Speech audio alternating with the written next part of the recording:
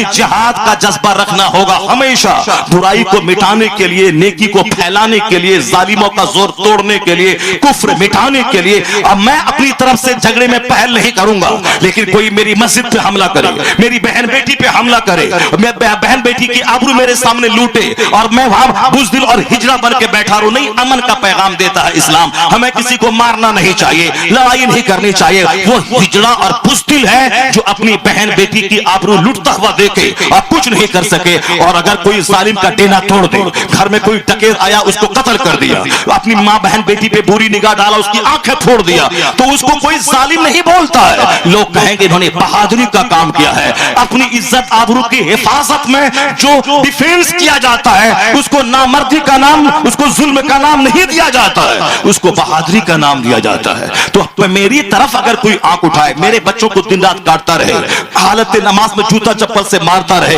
روزانہ 2-4-10 کو کاٹتا رہے، اور ہم صبر کرتے ہیں ایک دن اس کا بدلہ لیں اور ان ظالموں کو مزہ چکھا دیں، 2-4-10 کو جہنم پہنچا کے ہم مر جائیں، اس کو دنیا آتنک کا نام دے رہی ہے، اس کو دنیا ظلم کا نام دے رہی ہے۔ آپ یقین جانیے کہ موت تو سب کو آنی ہی ہے، سب کو مرنا ہی ہے، مگر کوئی مرتا ہے ہاسپٹل میں، کوئی مرتا ہے ہل جوتے ہوئے، کوئی مرتا ہے تاریخ آنے ہوئے، کوئی مرتا ہے طوائف کے کوٹے پہ، کوئی مرتا ہے ایکسیڈنٹ کر کے ہزاروں لاش کے ٹکڑے ہو جاتے ہیں۔ کون ہے جو 100 سال پہلے پیدا ہوا تھا آج زندہ ہے؟ 100 سال کے اندر ہی زندگی کا خاتمہ ہونا ہے۔ موت سب کو آنی ہے، ہر پیدا ہونے والے کو مر ہی جانا ہے۔ سرکار غوث اعظم تقریر کر رہے ہیں، ایک شخص نے آگے کہا حضور آپ کے بیٹے کا انتقال ہو گیا، آپ نے کہا انا للہ و انا الیہ راجعون۔ پھر تھوڑی دیر کے بعد آیا، کہا حضور جنازہ حاضر ہے۔ آپ کرسی سے نیچے اترے، آپ نے جنازے کی نماز پڑھا دی۔ کسی نے وہ جو کہا حضور بیٹے کے انتقال کے بعد باپ تو مغموم اور دکھی ہو جاتا ہے، اور آپ تقریر کرتے رہے، جنازے کی نماز پڑھا دی، کوئی فرق نہیں پڑا آپ کے معمولات میں۔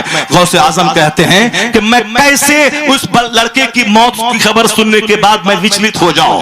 میں تو اس دن جس دن میرے گھر میں کوئی بیٹا پیدا ہوتا ہے یہ سمجھ لیتا ہوں کہ مرنے کے لیے ہی پیدا ہوا ہے، کیونکہ ہر پیدا ہونے والے کو مر جانا ہے، تو پیدا ہونے کے دن ہی اس کو میں نے مردہ سمجھ لیا ہے۔ تو آج ان کے مرنے کی خبر سننے کے بعد کیا میں واز بند کروں؟ کیا میں اپنے معمولات کو میں روک دوں؟ یہ بڑے لوگوں کی بڑی سوچ ہے۔ اور آج ہمارے گھر میں لاش آ گئی، نماز ختم، روزہ ختم، سب سارا صبر ختم، 2-4-10 دن کے بعد پھر ٹھنڈا ہو گئے، جیسے پہلے تھے ویسے رہے، مگر وقتی طور پر جو اجر ملنے والا تھا اس اجر سے ہاتھ دھو بیٹھے۔ مرنا تو سب کو ہے، مگر سب سے اعلیٰ قسم کی موت ہے خدا کی راہ میں شہید ہو جانا۔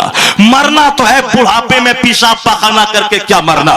جب مرنا ہی ہے تو میں فلسطین کے ان مسلمانوں کو داد دیتا ہوں جو مسجد اقصی کے تحفظ میں مر گیا، جو ظالموں کے نشانہ بن کے شہادت کی موت مر گیا، اپنی سرزمین نہیں مسجد اقصی کی حفاظت میں جو مر گیا ہو۔ جو مسلمان کلمہ پڑھنے والے اس جنگ میں شہید ہو جائیں وہ تو اعلیٰ قسم کی موت مرا۔ ہم تو اپنے گھر میں مارتے ہیں، وہ اللہ کی راہ میں مارا گیا۔ تو قرآن کہتا ہے لا تقولوا، مت کہو مردہ اسے جو خدا کی راہ میں مارے گئے۔ جب یہ تصور رہے گا شہادت کا، اللہ کی راہ میں مارے جانے کا، تو پھر یہ آدمی نرفس نہیں ہوگا، آدمی نہیں بولے گا کہ اللہ کا، اللہ کے رسول کہاں ہے۔ اللہ جب کسی بندے سے پیار کرتا ہے تو اسے آزمائشوں میں ڈالتا ہے، اسے شہادت کی موت عطا کرتا ہے۔ یہ دیکھیں کہ قصور کس کا ہے، یہ دیکھیں کہ ظلم کس کی طرف سے ہو رہا ہے۔ تو معاملات کو دیکھنا ہوگا، مرنا تو ہے ہی، شہادت کی موت سب کو نصیب نہیں ہوتی۔ شہادت کی موت اعلیٰ قسم کے مومن کو حاصل ہوتی ہے۔ شہادت ہے مومن کا منزل مقصود، شہادت ہی ہے، اور ایک مومن کا مقصد حیات بھی ہے اللہ کی راہ میں شہید ہو جانا۔ تو اللہ رب العزت آزماتا ہے جو صبر کرتا ہو، اس وقت میں جو اللہ رب العزت کے فیصلے پہ راضی رہتا ہو، اللہ کی رحمتیں اس پر نازل ہوتی ہیں، اللہ رب العزت کی رحمتیں اس پر نازل ہوتی ہیں جو اللہ کی دی مصیبت پہ صبر کرتا ہو۔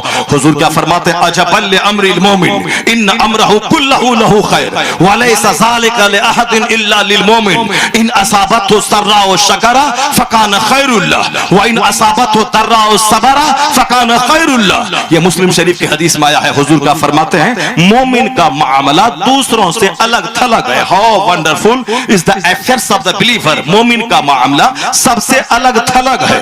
کیسے الگ تھلگ ہے؟ دوسرے لوگوں کو سکھ ملا تو فرعون بن گیا، اور دکھ ہوا تو نرفس احساس کمتری کا شکار ہو گیا، گالی بکنے لگا، مگر مومن ایسا نہیں کرتا है। हुजूर क्या कहते हैं, मोमिन को दोनों मामलात में भलाई है, मुसीबत आए तो भी भलाई है और नेमत मिले तो भी भलाई है। क्यों? मोमिन को जब कोई नेमत मिलती है, सेहत की, तंदुरुस्ती की, औलाद की, हुकूमत की, सल्तनत की, इज्जत की, मुलाजमत की, खेती बाड़ी की, अच्छे खुशगवार माहौल की, कारोबार की, सियासत, कोई भी नेमत मिले तो मोमिन अपना क्रेडिट अपने ऊपर नहीं लेता है। मोमिन अल्लाह का फजल समझ के उसका शुक्र अदा करता है।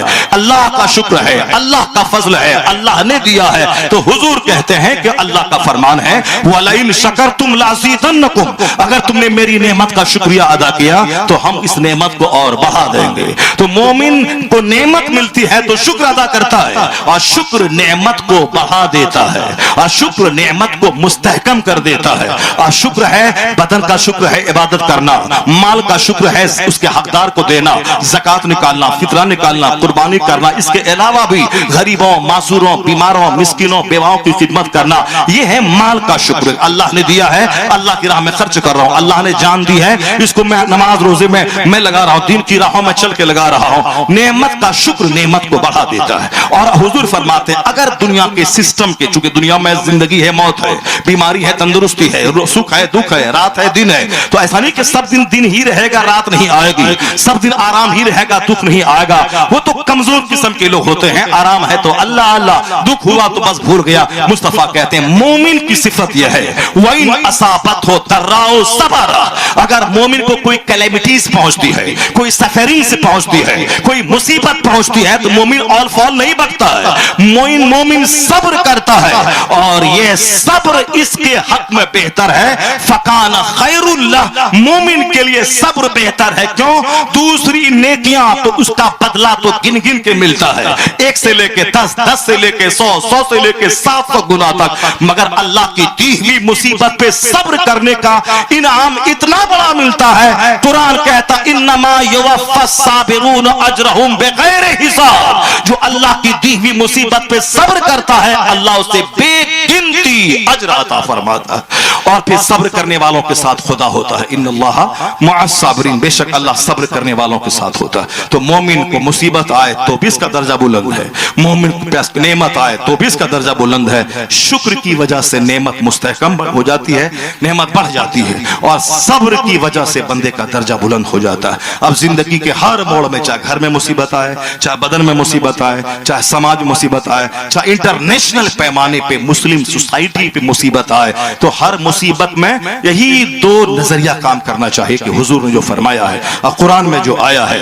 वो ऑल फॉल नहीं बकना चाहिए कि अल्लाह कहाँ है। अल्लाह तो तुम्हारी शहरत से ज्यादा करीब है, मगर ये बता दी कि तू कहाँ खड़ा है, हम कहाँ हैं। हम, मेरा रहना, मेरा सहना, मेरा लिबास, मेरी औलाद की तरबियत, मेरे घर की तामीर, समाज में जीने का अंदाज, शादी बियाह, अकीका, खतना, सबने काफिरों को पीछे हमने छोड़ दिया। हमने दुनिया की मस्ती रंगीनियों में इतने गुम हो गए। ये बोलता अल्लाह कहाँ है, हम अल्लाह है, अल्लाह बचा लेगा मस्जिद अक्सा को, तो तुम शराब पीता रहेगा, बदकारी करता रहेगा, बाल बच्चों की मोहब्बत में तड़पता रहेगा, जमीन खरीदता रहेगा, अय्याशी करता रहेगा, और जब मस्जिद में मुसीबत आए तो अल्लाह फरिश्तों को भेज के बचा ले, फिर तू क्या करेगा। अल्लाह तुम्हें जांचना चाहता है कि अगर मैं चाहूं, जिस तरह काबा की हिफाजत मैंने अबरहा पे अबाबिल के लश्कर से मैंने किया, उसको तबाह करके काबा को बचाया, हर मस्जिद को मैं बचा सकता हूं। कायनात का मालिक अल्लाह ही है, अल्लाह के अलावा कौन दूसरा खुदा है। मगर मैं देखना चाहता हूं कि तू जो कहता है कि मेरा रब अल्लाह है और ये हमारी इबादत गाह है, तो अल्लाह के लिए तू क्या करना चाहता है, तेरे पास कौन सा जज्बा है अल्लाह की मस्जिद के बचाने का। तू बाल बच्चों को खुदा के नाम पे कुर्बान करने का जज्बा रखता है कि नहीं, माल कुर्बान करने का जज्बा रखता है कि नहीं। तो अल्लाह ताला हमारी आजमाइश के लिए मुसीबतें हमको देता है और झंझोड़ता है, और जो मुसीबतों को पॉजिटिवली लेता है वो तौबा करता है कि मैं यहाँ नमाज छोड़ता हूँ, मेरे भाई का खरमन जल रहा है, मैं यहाँ तो शराब पीता हूँ, मेरे भाई का चमन उजड़ रहा है, अब मैं शराब नहीं पीऊंगा, अब मैं ताड़ी नहीं पीऊंगा, अब मैं नमाज नहीं छोड़ूंगा। इधर तौबा सच्ची यहाँ होगी, इसका पॉजिटिव असर वहां भाई के चमन तक पहुंच जाएगा। सच्ची तौबा होनी चाहिए और अल्लाह रब्बुल इज्जत के हुजूर आंसू बहाना चाहिए। सिर्फ साहब देखा, अखबार में पढ़ा, और सिर्फ अखबार में पढ़ा, यूट्यूब में देखा, चूचू कर लिया, चूचू करने से कुछ नहीं होगा। अपनी जिंदगी में यूटर्न लाना होगा। ये सोच कि پوری دنیا کا مسلمان ایک جسم کی طرح ہے، ایک مکان میں لگی ہوئی اینٹ کے سامان ہے، ایک اینٹ بھی کھسکی تو ساری تعمیر کمزور ہو جائے گی۔ حضور نے جو فرمایا ہے مومن ایک بنیان کل بنیان، مومن کی مثال